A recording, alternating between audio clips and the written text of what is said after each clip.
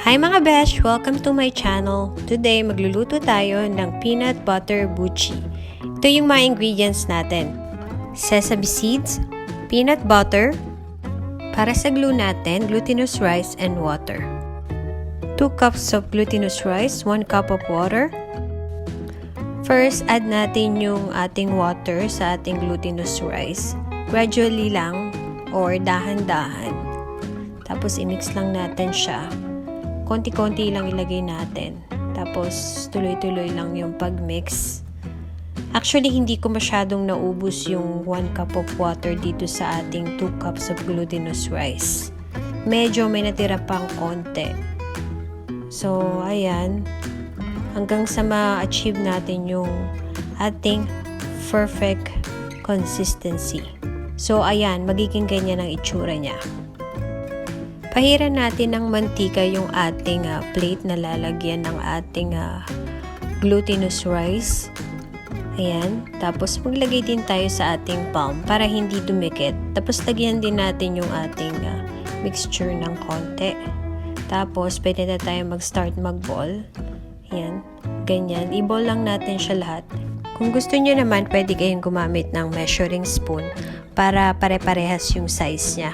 Ako kasi tinatansya ko lang siya sa kamay ko. And then, ayan, i-mold lang natin siya lahat. Ayan na-mold na natin lahat. Punta tayo sa next step.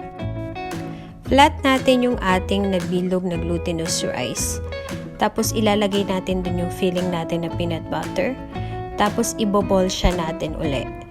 Gawin lang natin to sa lahat ng ating na-ball na glutinous rice na walang laman. Ayan. Flat natin. And then, lagay natin yung peanut butter. Gumamit ako ng piping bag para mas madali yung paglagay natin ng filling. Make sure hindi mapupunit yung ating glutinous rice para hindi lumabas yung ating filling. So, ayan. Gawin lang natin siya sa lahat. Next, tinunaw ko yung ating 1 tablespoon of glutinous rice sa water para maging glue natin. So, i-dip lang natin siya. And then, i-roll natin siya sa ating sesame seed. Tapos, nilagyan ko din ng konting sugar. Depende sa inyo kung gusto nyo siyang lagyan o hindi. Kasi gusto ko medyo matamis yung ating buchi. Kaya, nilagyan ko siya ng konting sugar. So, gawin lang natin siya sa lahat ng ating butchi balls. And then, next step tayo.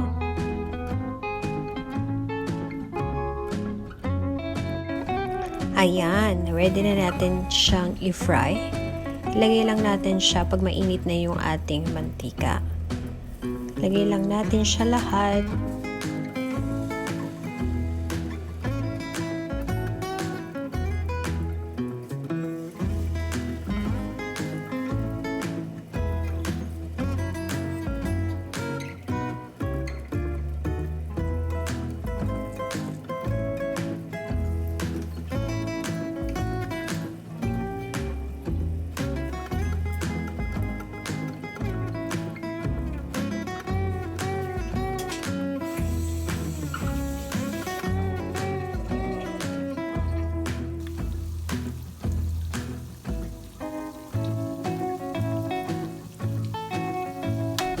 Ayan mga besh, nagkakakulay na siya.